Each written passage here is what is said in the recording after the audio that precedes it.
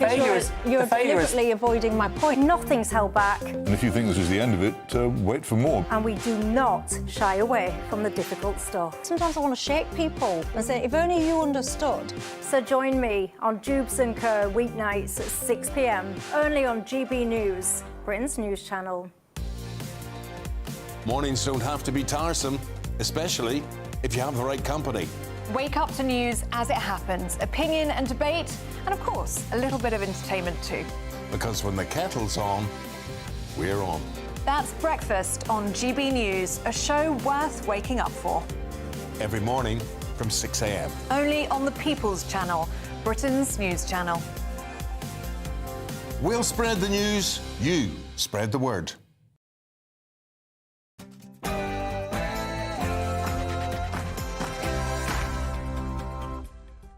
Hello there, it's 6 o'clock. I'm Michelle Dewberry, and this is Dewbs & Co. Coming up tonight, if you've got a property that you own that's been empty for 6 months, should the state be able to seize it? That's a proposal from one council. And biological sex data has been erased from official data when it comes to health, crime and education. It's instead been replaced with gender identity. Are we losing our minds in this country, or what? And if you're a woman who has a child, should you be exempt from paying any income tax at all until the age of 30, or for life if you have 2 children or more? That's soon to be the case in one European country, and I'm asking you, do you think that we should follow suit? And there's been a remarkable court case taking place today, which has apparently been funded by Elon Musk. He's calling, or that case is calling, for a fast-track review essentially into the way that Tommy Robinson is being treated in prison.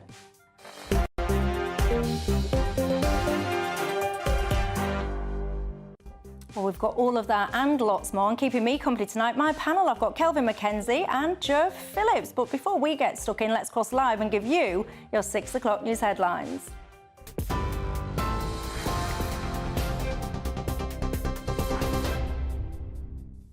Michelle, thank you. The top story, Sir Keir Starmer says the time for planning is now when it comes to a peace deal for Ukraine during a visit to a military base in London. The Prime Minister warns any peace deal without anything behind it is something the Russian president will breach. During his visit to the military base, Sir Keir praised the personnel for their bravery and commitment. Sir Keir Starmer said there must be a defended deal to end the Ukraine war with security arrangements in place to ensure it's upheld. The support that we've been putting in for Ukraine over many years now. I won't go into the details of what you've been doing from here, but it has been hugely important to what has happened on the ground in Ukraine for 3 long years of this conflict. And, of course, on a personal level, thank you to the team here that facilitated, planned and made sure that my visit in and out of Ukraine just a few weeks ago was a huge success. None of that comes without the hard work that you put in.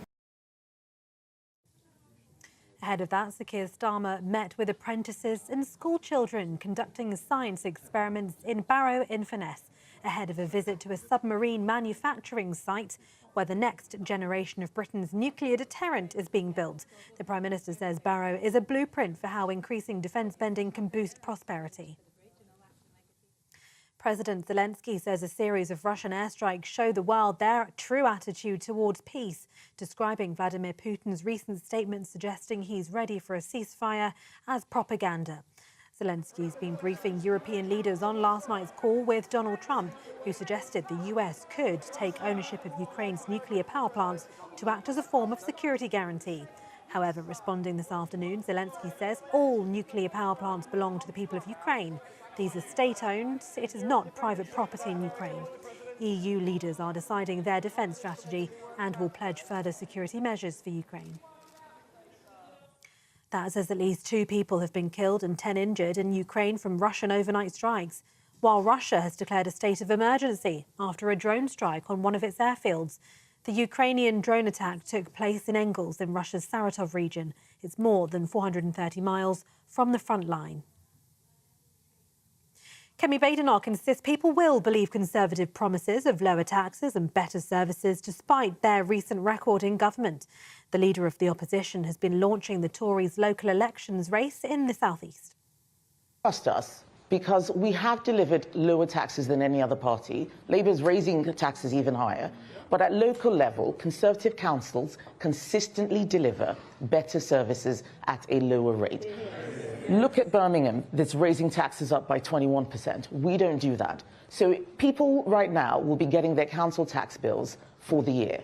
The Conservative councils are lower. If you vote for something else, you will get something much worse. So we are standing on our record. I'm not here to say that we got everything right or we were perfect. That's far from the truth. Because if Former Scottish First Minister Nicola Sturgeon has been cleared in a police investigation into the SNP's finances. Ms Sturgeon says there was never a scrap of evidence against her and that this was the outcome she'd always expected. The announcement came as her husband, ex-SNP Chief Executive Peter Murrell, appeared at Edinburgh Sheriff Court charged with embezzlement. The probe, which has been ongoing since July 2021, is linked to the spending of around £600,000 raised by SNP supporters to be earmarked for Scottish independence campaigning. Murrell, who'd been SNP Chief Executive since 1999, resigned in March 2023 amid a row over party numbers. And an independent report has found cancer screenings are being missed and crimes misreported because data is often collected about gender identity rather than biological sex. It found transgender patients are not being called for vital screenings with potentially fatal consequences amid a widespread loss of data on sex across the health, policing and education sectors over the past decade. The government-commissioned report has urged the NHS, police and the military to stop prioritising gender. The Department of Health says it will urgently investigate. And those are the latest headlines for now. More news from me in an hour.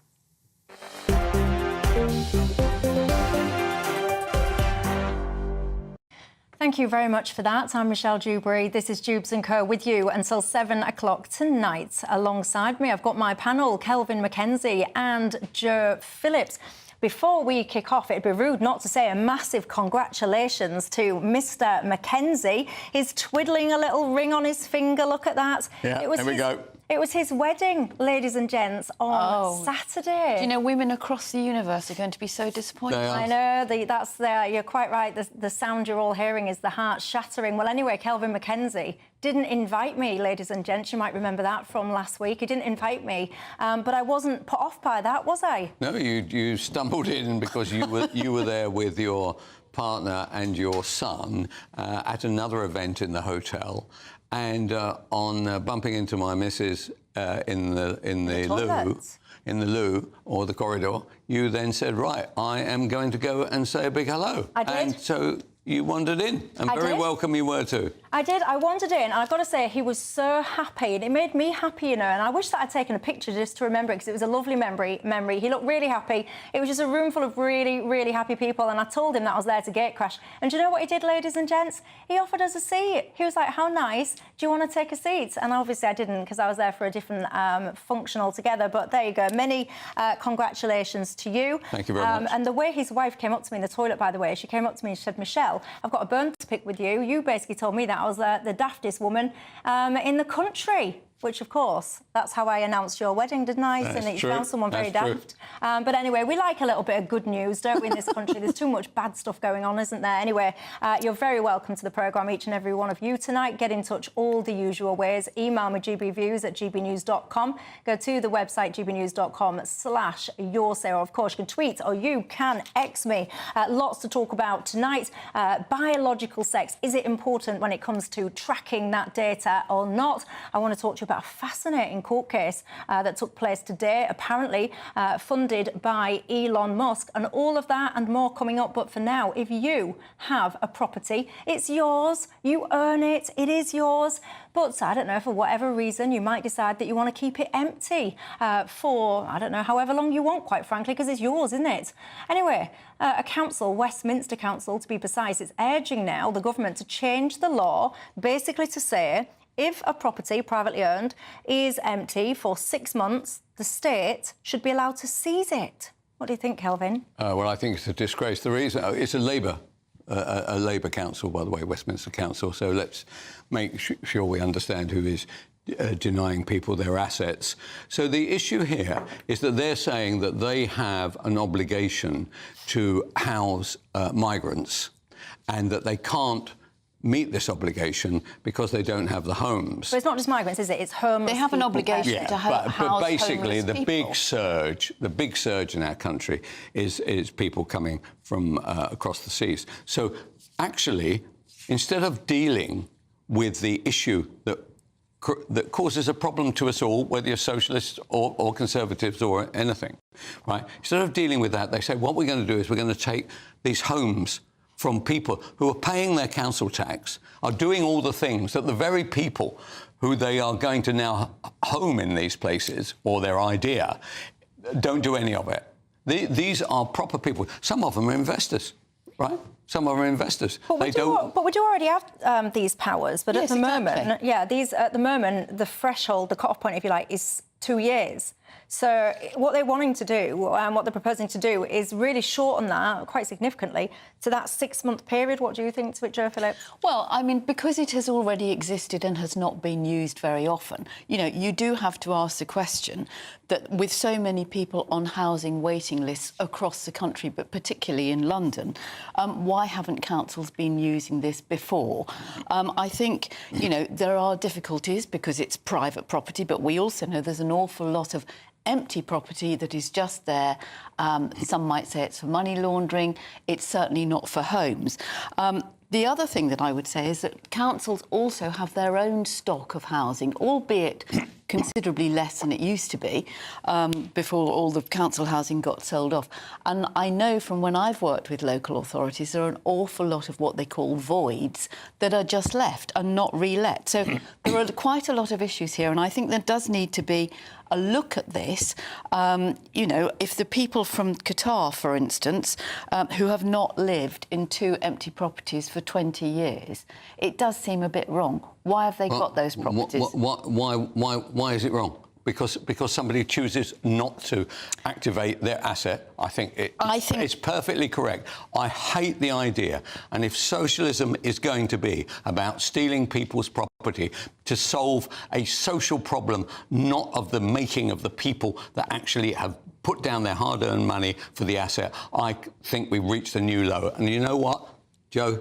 I promise you 101%, this is never going to be Labour policy. After all, it was only half an hour ago that they were saying that we were actually not supplying enough money to the migrants around the world, and we should do that. The next minute, they take the whole lot. They are at least not as mad as the Labour administration at Westminster. It's a really dangerous idea that people can steal other people's assets because there's a problem. There is also, and you know as well as I do, Kelvin, that certainly, you know, when Boris Johnson was Mayor of London, he boasted about the amount of Russian money that was coming into, you know, Londonigrad, it was called, on a lot of the new builds, particularly around Vauxhall and Nine Elms and those sort of areas.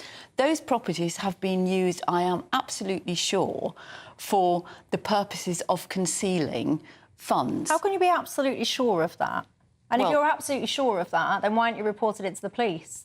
I think people are looking into it, and I think people have complained about it, Michelle, over the years. But Jo, you're not actually in favour of Westminster actually taking other people's assets to solve a problem which is not of the making of the people who own the assets. But I am in favour of having a look at the number of empty properties. Because there are loads... I don't care. I literally do... What about... I'm in favour. If you want more state blocks, then by all means, let's build them for these people who seem unable to take part in society in a normal way. I quite understand that. But I do not believe we should allow one single yard to go towards what is fundamentally stealing. And those people in Qatar, actually, if they want to invest in our country and put and have big flats that lie vacant, so what? If we took the Qataris out of our nation right now and the money they invest, we go bust even faster than we do now. So let's be honest. I just want to be clear then. So as it stands at the moment, local authorities, they can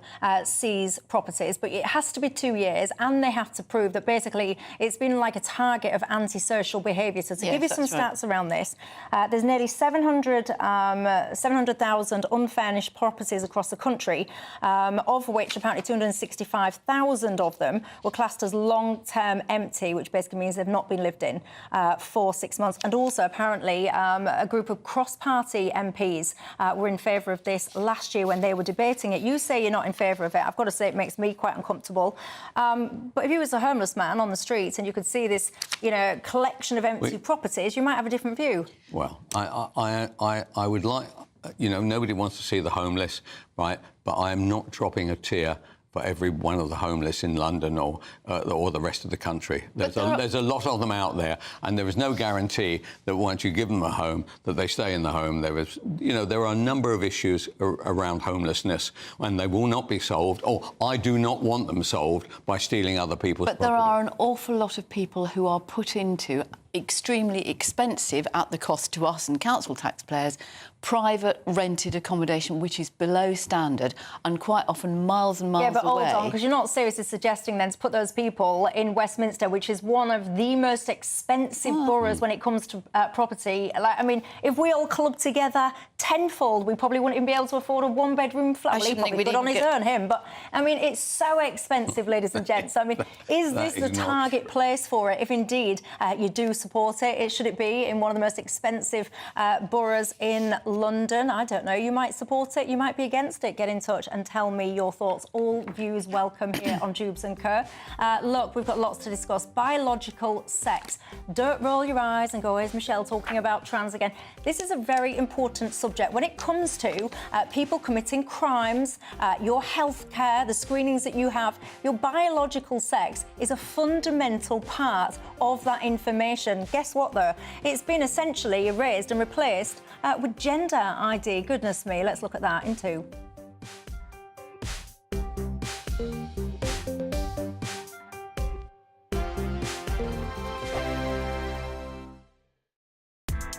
Join me, Nana Okoye, for an informative, interactive news programme with a difference. It's fun. No, he didn't say that, Dave. I'm so surprised. I think there's an element of truth to that. Join me from 3 p.m. every weekend, only on GB News, Britain's news channel.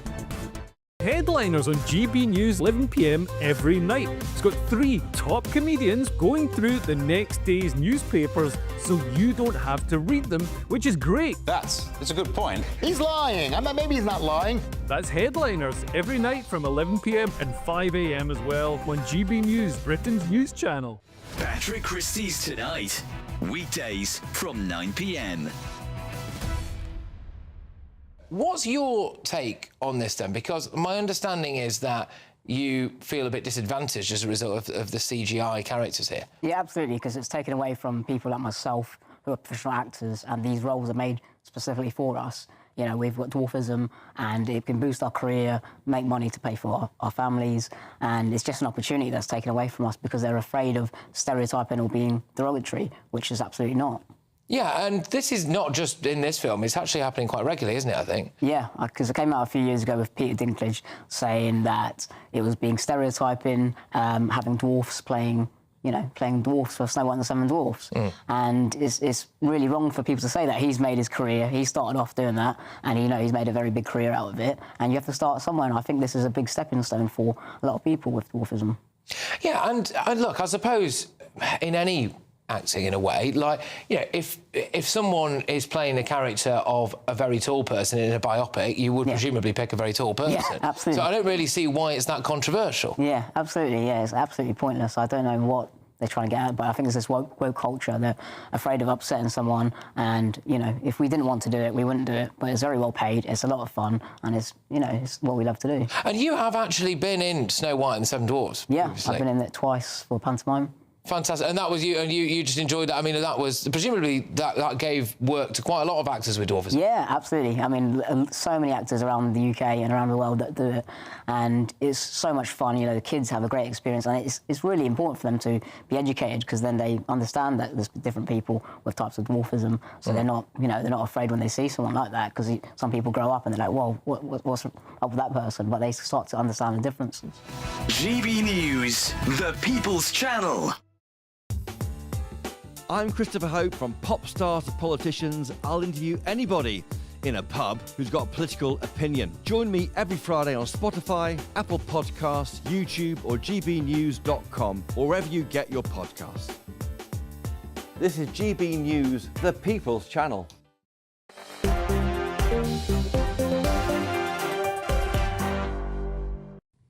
Hi there, Michelle Dewberry with you till 7. Kelvin Mackenzie and Joe Phillips alongside me. There's lots of love and support for you, Kelvin. And Anne says, please, please, please, can you get Kelvin to show us a photo? I've got him to give me one. I'm getting it into the system for you, Anne. Yeah, but we just need to make sure it's the right wedding. Yeah. Oh, ooh, nasty, nasty. I think. Oh, dear. Shall I move swiftly on? No, Kelvin is no stranger to nuptials, are you? Oh, I'll move on. Peter, my viewer. There's been lucky women before. Peter, my viewer, says, no, the state should never seize property. Absolutely no way, Jose. Becca says, how can anyone justify this? This is communism at its best. Yeah. Mark says, I agree with Joe, this is all about probably money laundering. Malcolm says, if you want to start seizing empty property, why don't you start with Buckingham Palace? You could house, goodness only knows how many people in there. Interesting idea. I don't think it'll ever happen there. But look, how important is it when it comes to recording biological sex? I would argue fundamentally, critically essential. That should never change. But anyway, now criminals, it seems, are getting to pick their gender. Apparently governments are forcing to they're refusing to force, should I say, the police and the NHS. What am I doing? I can't even string a sentence together when I read this thing. I'm not even going to read it anymore. It's education, it's health, it's pretty much everywhere. I saw a picture today. I was going to get it on my screen and I thought I better get in trouble, so I didn't. It was reported, actually, from a court thing. This woman has done X, Y and Z, taking pictures under a toilet, it was. Every single person whose eyes work could see that that was not a woman, but that will have been recorded as a female crime. So now when you're looking at statistics and all the rest of it, that will be attributed to us. It's wrong, isn't it? Yes, so let's put this into context, Michelle. So this is an independent review that was commissioned by the previous government about a year ago, published yesterday. Yeah. So the idea that the current government is refusing to do anything about it is nonsense, because they've only just received the report. But what the review is saying, that Yvette Cooper, the Home Secretary, should issue a mandatory order to all English and Welsh police forces and British Transport Police as well. And you're absolutely right, because this whole thing about sex and gender, fine, whatever the gender you choose to be, that's your business. But the sex is hugely important. And what's happening is that people are missing critical screening or other diagnoses. And it really means that we are not we haven't got proper public health records. Because of this, what Professor Sullivan says is the reframing of gender, and the loss of that data poses a risk to individuals, particularly children. I don't agree with that, Professor, and I don't agree with it. Probably any of this. The truth about the matter is the number of people that this affects would not skew any kind of... See, her point is that what it does is it skews either health records or crime records. It's complete cobblers. There is very, very few trans men and trans women in our country, and therefore there would be no skewing at all. You could argue, actually, it's their fault. These people are completely mad, because if they're going to have what their gender is and they get misdiagnosed because actually they were a man and they had prostate, whereas they were posing as a woman, well, that's a problem for them. Yes. That is a mistake by these trans people. It is not an issue. I hope the Labour government does not actually insist on following this piece of rather peculiar research up.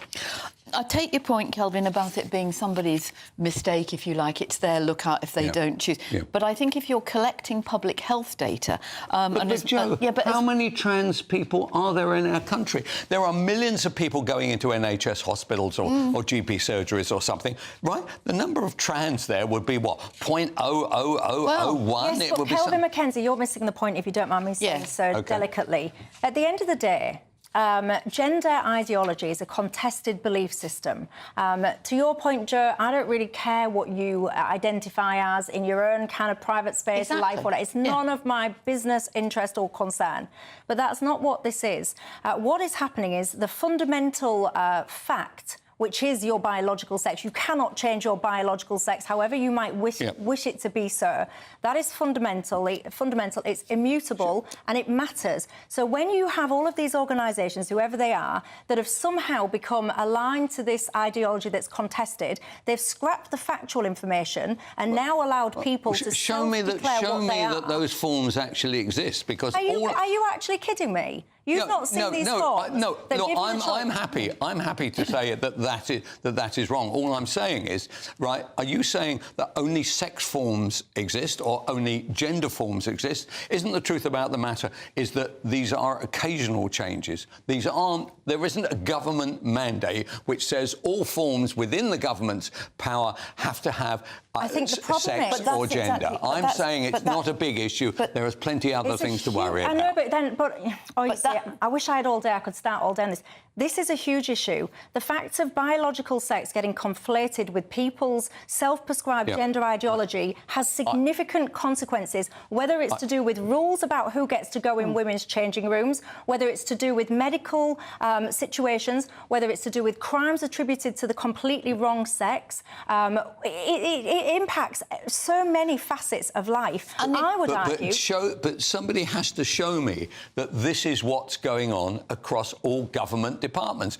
As far as I know, as far as I can tell from this piece of research, actually, it's a minute thing, but this lady, Professor Sullivan, has chosen to turn it into something which will guarantee her more research money, frankly.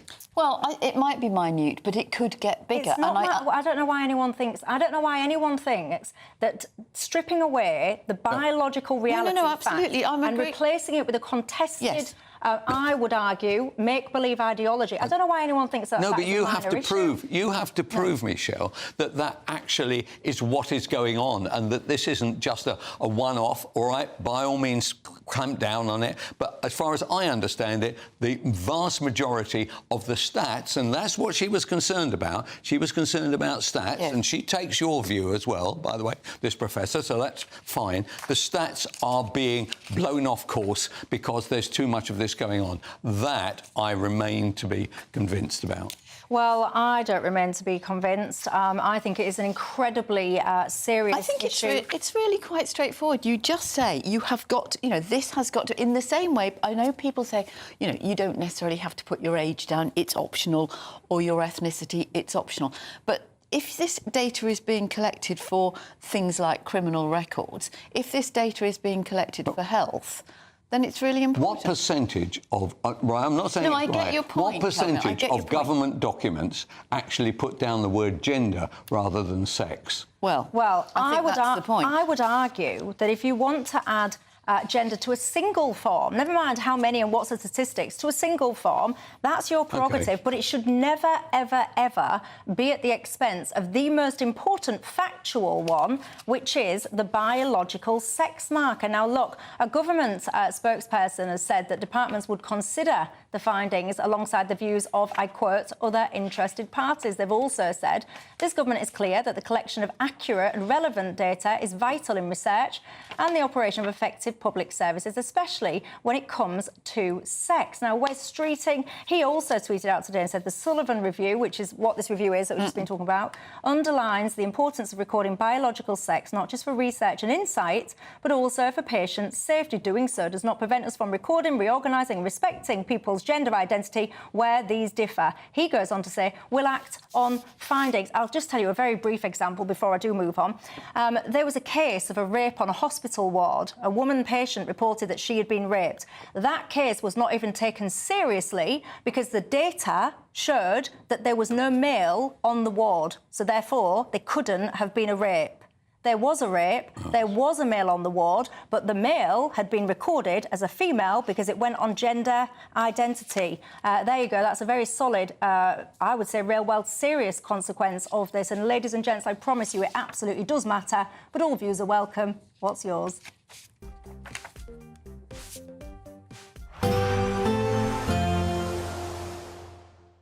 Ready to soak up that holiday sunshine? Won't we need some cover? No worries. All sorted. All Clear Travel Insurance sponsors GB News Travel Destinations Forecast. For the time being, at least, the UK is warmer than Greece, where cold winds continue to blow. Warm sunshine in Italy, but very unsettled once again for Portugal into Spain. Spells of rain, strong winds, 60-mile-per-hour wind gusts in places, and an awful lot of rain as low pressure continues to dominate. That rain spreading into the south of France as well, largely avoiding Italy, where it's going to stay warm and sunny, but this cold wind continues to blow through Greece, although temperatures will recover over the next few days. All Clear Travel Insurance sponsors GB News Travel Destinations Forecast.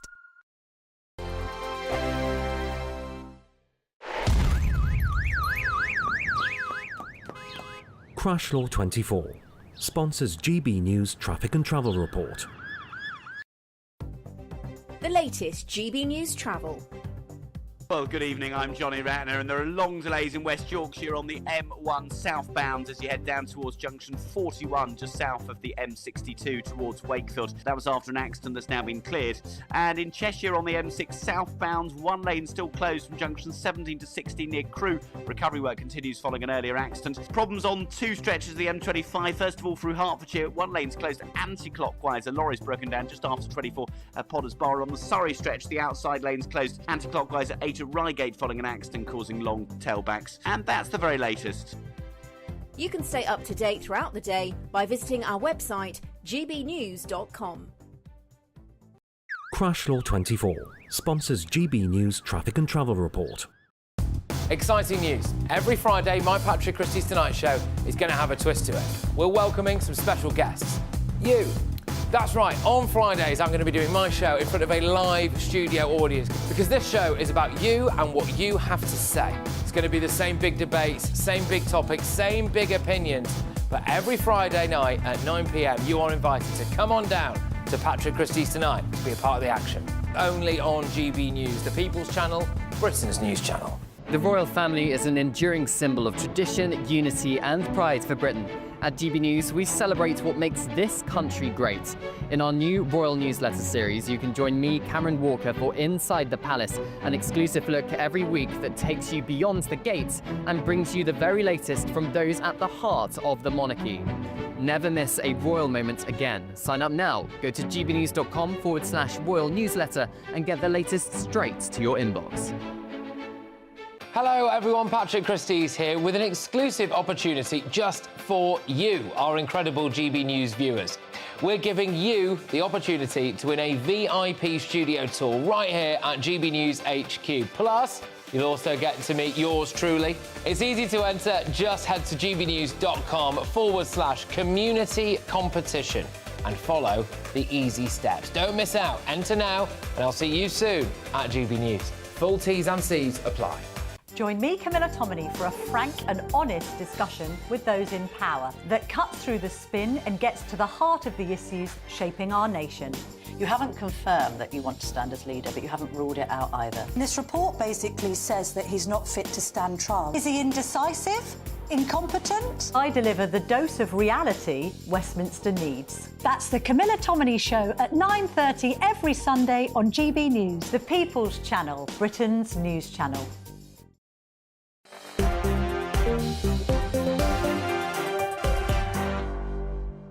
Hello there, Dewbs & Co. with me, Michelle Dewberry, till 7, alongside me, Kelvin Mackenzie, the former editor of The Sun, and Joe Phillips, a journalist and former press secretary to Paddy Ashdown. Now, I know this is the moment you've been waiting for, ladies and gents. Get yourself comfortable. Anne, the viewer at home, she requested this, as did so many of you others viewers. Look at this, everyone. Kelvin Mackenzie. That is him and his good lady wife on Saturday. Look at how happy he looks. That's lovely. Absolutely lovely. There's been an outpouring of love for that.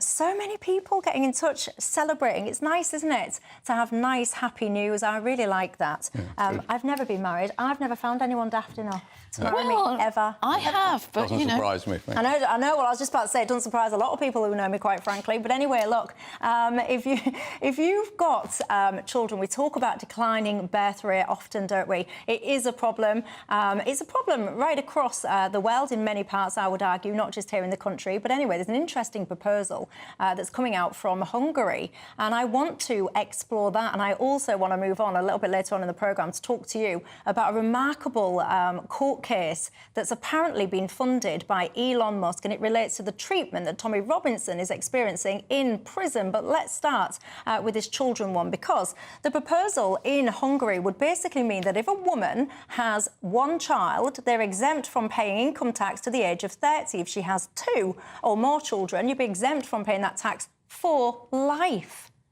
What do you think to that? Should we follow suit in this country, Kelvin Mackenzie? Our country, actually the population in our country, of course, is going in the opposite direction, which is one of the more bizarre aspects of life. But the truth is that we need to replace our people. We need 2.1 babies per family. And at the moment, we have 1.4. So we should be going down. But of course, thanks to the migrants coming to our country, our numbers are actually going up. Now, the thing you didn't mention there was that Hungary only allows white women to benefit from this. And so that if you were from a community of colour, then you wouldn't get it. Now, the downside for population for the world is the following.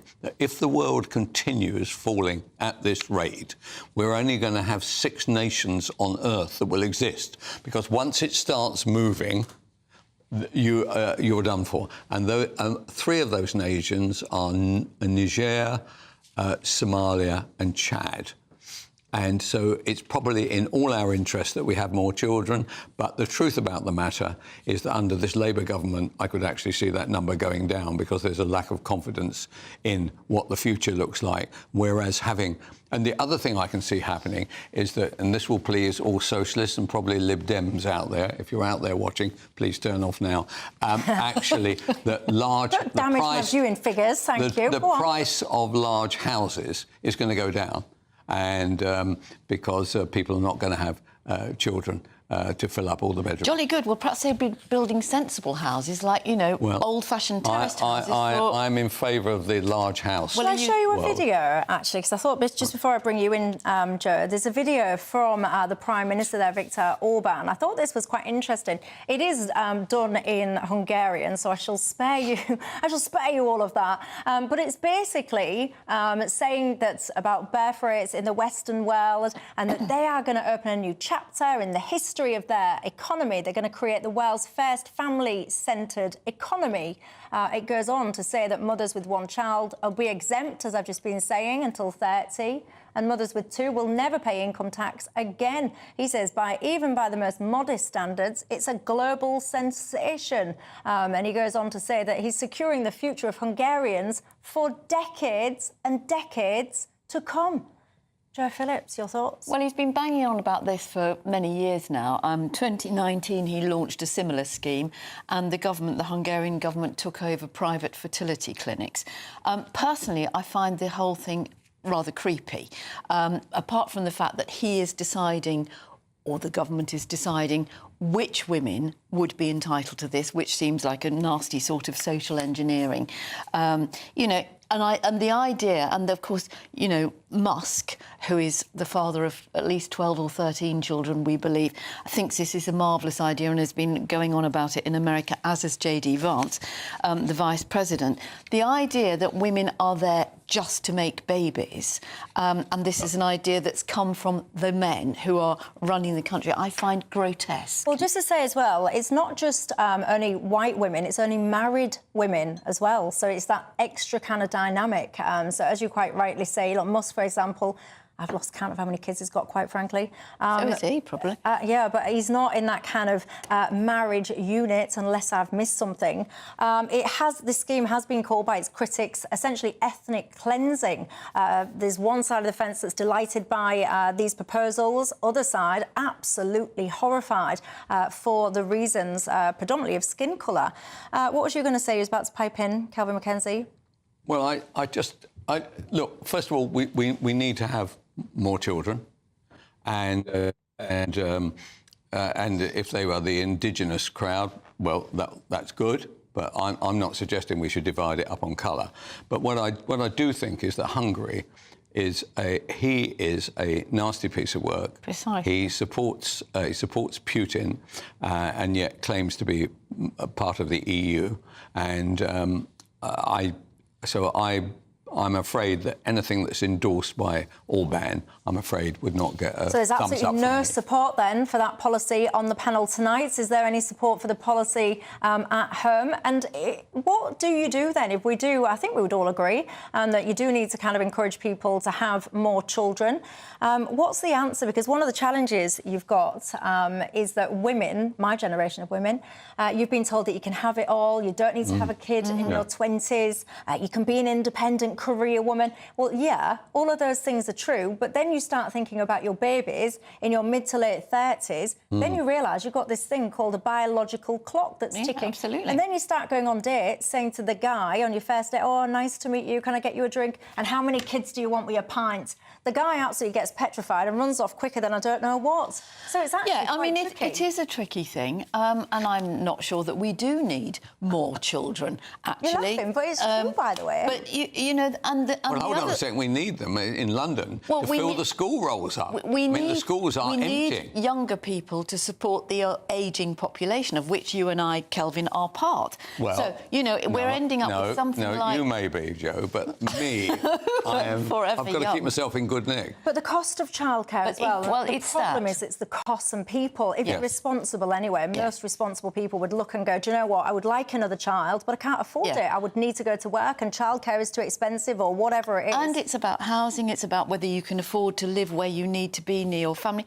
I mean, one of the things that the previous Labour government did under Tony Blair that was absolutely brilliant, and I'm sure Kelvin would say it was a communist madrasa, was Sure Start, which was a brilliant scheme to support new mums, particularly mums, but parents and families, particularly where they hadn't got grannies and aunties and people around them.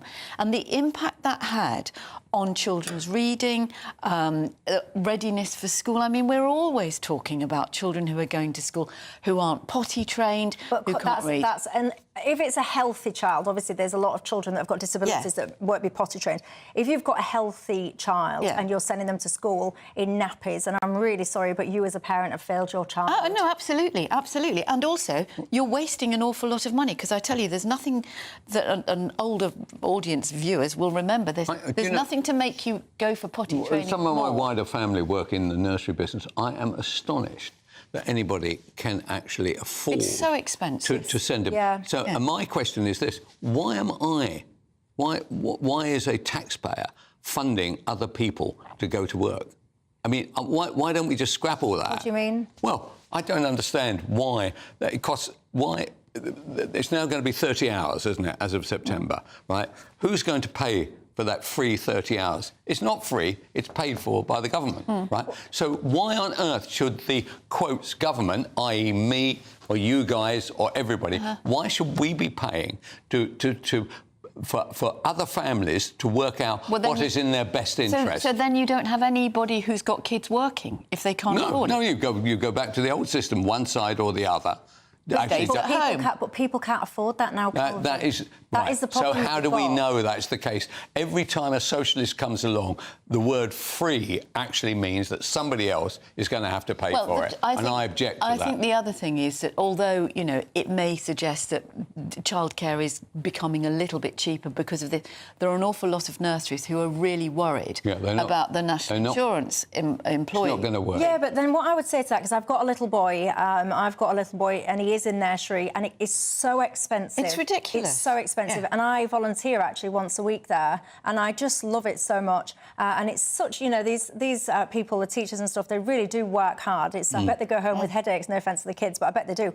And it's like when you look at what you pay as a parent versus what those staff members get paid, they're often on minimum wage, and I find that shameful. I find it shameful that we value. But they can't keep the staff, can they? No. Well, no, but then I would argue, why do we need a plethora? And I can't believe believe I'm saying this because I am a capitalist, but why do we need a plethora of just private provisions? What about state nurseries where actually... Come on. What? I've just said I can't believe I'm saying it. I'm being transparent. But there's something broken when parents are paying an absolute fortune. The people that are doing the caring are on minimum wage, and that's just not probably in the nursery sector. And you can't have it both ways, Calvin. You can't have, you know, we need more children, then only the rich can afford to have children. Well, it's not a bad idea. Well, it's not a bad idea. We've tried the skint and that didn't work. Well, I know, and we've ended up with absolute idiots who've come from Eton. Look at Boris Johnson, for instance. Well, there you go. Well, hold on, coming from a private school, your own leader. Oh, of course, she's not your leader, actually. That debate will rumble on and on. What's your thoughts on it? Look, yesterday I spoke to you about a monster, didn't I? I was speaking to Tina Nash. She had her eyes gouged out by her partner. The partner now is in an open prison, apparently soon to be released. Today, though, people often question about two-tier justice. Today, remarkable, interesting court case took place, apparently funded by Elon Musk. It relates to the treatment of Tommy Robinson in prison. We'll discuss that in 2.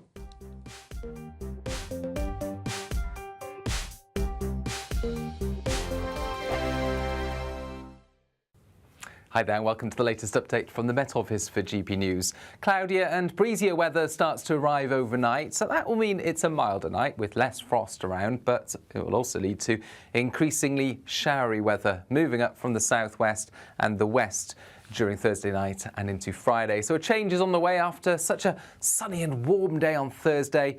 We keep the clear skies for the time being across central, northern and eastern parts of the country, but further south the cloud is gathering, the wind is picking up, and by the end of the night showers will be affecting parts of southwest England, West Wales and Northern Ireland, perhaps even the odd thunderstorm. But these will be hit and miss. For many it is a dry night, but with more of a breeze and more cloud cover, a frost will be more isolated, mostly sheltered parts of northeast Scotland.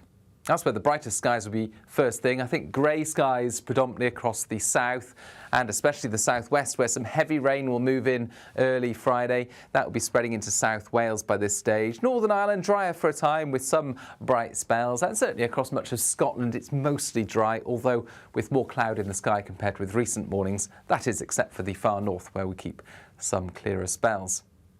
And really, it's all changed as we go into the late morning, early afternoon period across western parts of the country. It's turning much more unsettled with the winds picking up, outbreaks of rain or showers affecting many parts of Northern Ireland, Western Scotland, Western England and Wales. Those showers turning up into the south by the afternoon as well. But towards the northeast, that's where the driest and brightest weather will remain. It will be windier, so it will feel cooler, but temperatures still reaching the high teens.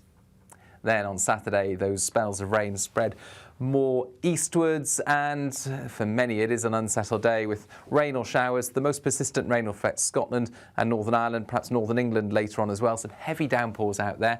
Scattered showers in the south, and Sunday's another showery day with a lot of cloud cover, but more settled weather returns on Monday. Join me, Nana Akwe, for an informative, interactive news programme with a difference. It's fun. No, he didn't say that, Dave. I'm so surprised. I think there's an element of truth to that. Join me from 3 p.m. every weekend, only on GB News, Britain's news channel. This is Britain's Newsroom, where your voice matters. It's just astonishing. With expert analysis and honest opinion, we don't just keep you informed. We bring you unique perspectives you won't see anywhere else. Can't argue with any of that. When the news happens, it happens here. On Britain's Newsroom, weekdays from 9:30 a.m. Only on GB News.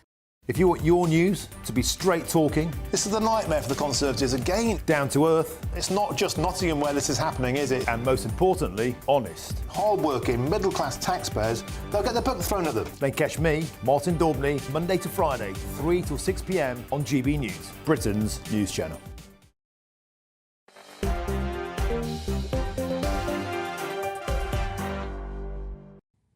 Hi there, I'm Michelle Dewberry. This is Dewbs & Co. with you till 7 o'clock. Kelvin McKenzie and Joe Phillips remain alongside me. I've got to say, there's a few people, to put it mildly, agreeing with what you were just saying there. But why am I having to pay for everybody else's children? Who's going to look after you when you're older, ladies and gents? That's my million-dollar question to you. If you don't help and support people to have kids, then you be careful what you wish for when you're old and you're in your chair rocking forward and back, which won't be very long in the distance for you, I imagine, Kelvin.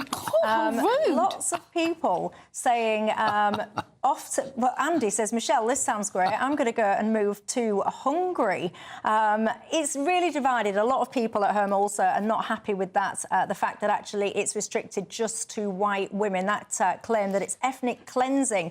I'm hearing that from some of you as well, but others actually support that policy. But look, yesterday I spoke to you about a case which stopped me in my tracks. It was Tina Nash, the lady that was trying to stop her very violent ex-partner being released from prison. He's gone down the categories, basically. He was the man that gouged her eyes out, left her permanently blind so that she couldn't see her own children. He's now in an open prison, free to essentially come and go, get some work if that's what he wants to do, support his seriously ill relatives and so on and so forth. Well, when you start thinking about how other people are being treated, it really pricks your eyes and ears up, because today a court case, which I find quite fascinating actually, took place. It was apparently, this has all been apparently funded by Elon Musk, is at the Royal Court of Justice in London. It relates to Tommy Robinson and his treatment in prison. Now, what they're trying to do is they're trying to essentially request an expedited case to look at the treatment. They're saying that the treatment that he's facing is inhumane, and it's because, essentially, of his political beliefs. He's in what's called segregation. Many would call it solitary confinement. He's been in there for about 150 days. Where are you on this, Joe? When I talk to you about a man that's gouged people's eyes out, been in an open prison, and then I mention a man that's committed what some would argue is a civil crime, contempt of court. I think Tommy Robinson is a disgusting piece of work, frankly, and I think the idea that Elon Musk is supporting him also tells you everything you need to know about Elon Musk. Well, let's just talk about his conditions in prison. Yeah. So he's not in solitary confinement. He has been segregated, apparently for his own safety.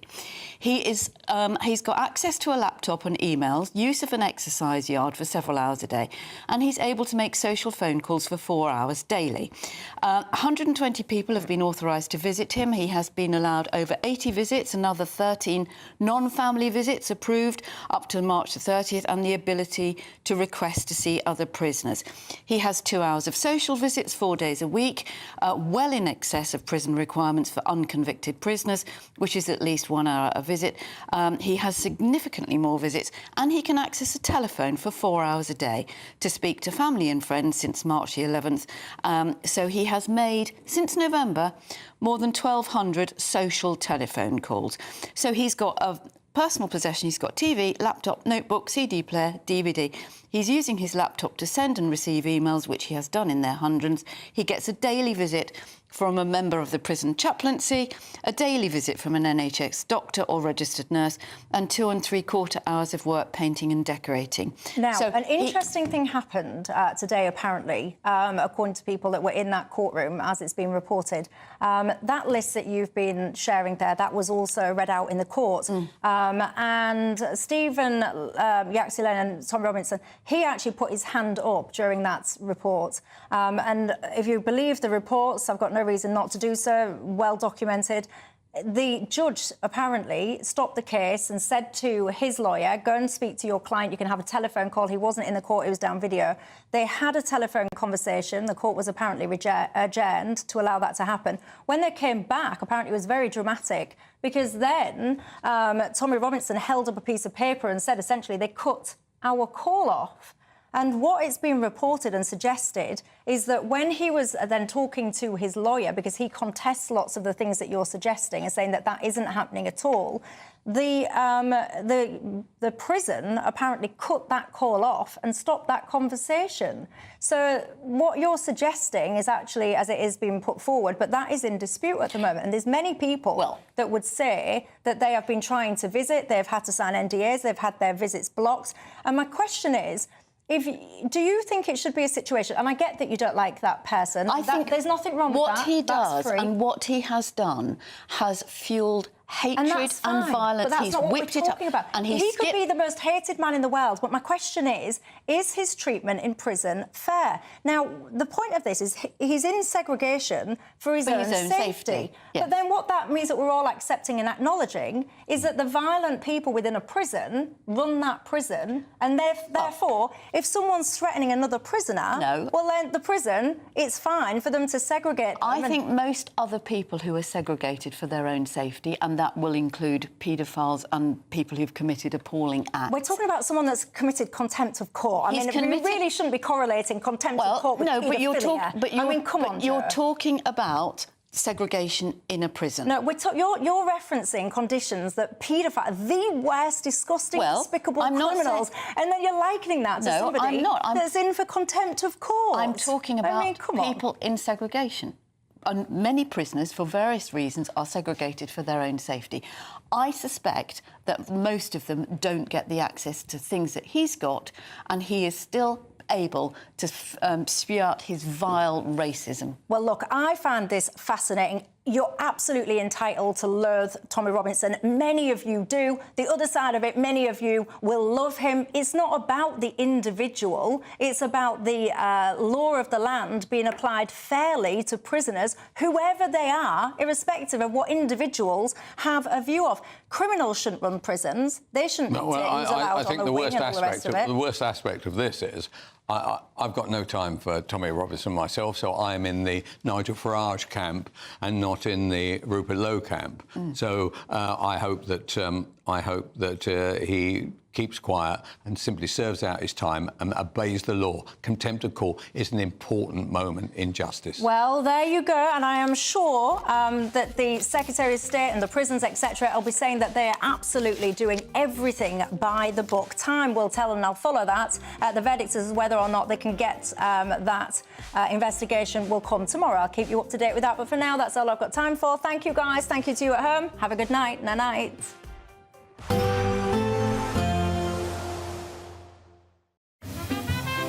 Heavy showers first thing will be followed by a warm, cosy day.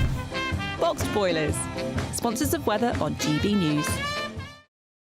Hi there, and welcome to the latest update from the Met Office for GB News. Cloudier and breezier weather starts to arrive overnight, so that will mean it's a milder night with less frost around, but it will also lead to increasingly showery weather moving up from the southwest and the west during Thursday night and into Friday. So a change is on the way after such a sunny and warm day on Thursday.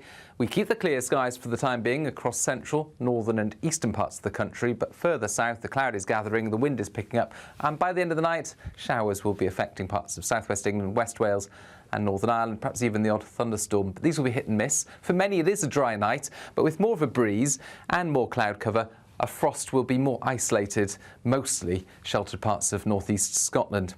That's where the brightest skies will be first thing. I think grey skies predominantly across the south and especially the southwest, where some heavy rain will move in early Friday. That will be spreading into South Wales by this stage. Northern Ireland drier for a time with some bright spells, and certainly across much of Scotland it's mostly dry, although with more cloud in the sky compared with recent mornings. That is except for the far north, where we keep some clearer spells. And really it's all changed as we go into the late morning, early afternoon period across western parts of the country. It's turning much more unsettled with the winds picking up, outbreaks of rain or showers affecting many parts of Northern Ireland, Western Scotland, Western England and Wales. Those showers turning up into the south by the afternoon as well. But towards the northeast, that's where the driest and brightest weather will remain. It will be windier, so it will feel cooler, but temperatures still reaching the high teens. Then on Saturday, those spells of rain spread more eastwards, and for many it is an unsettled day with rain or showers. The most persistent rain will affect Scotland and Northern Ireland, perhaps Northern England later on as well. Some heavy downpours out there. Scattered showers in the south, and Sunday's another showery day with a lot of cloud cover, but more settled weather returns on Monday.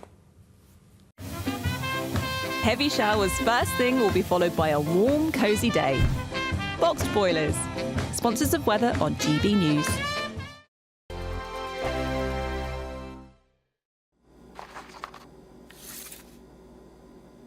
Crash Law 24 sponsors GB News Traffic and Travel Report. The latest GB News travel.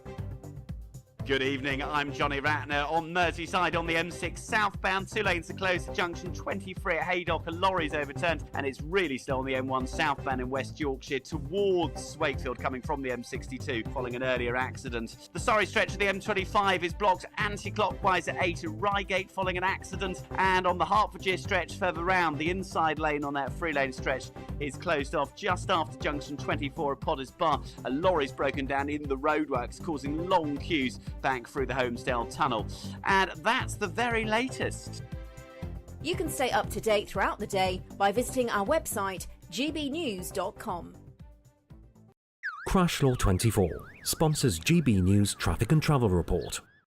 We're giving you the chance to splash out this season with an incredible £17,777 in tax-free cash. Jet off on your dream holiday, treat yourself to something special, or just save it for a rainy day. You'll also receive 2 brand new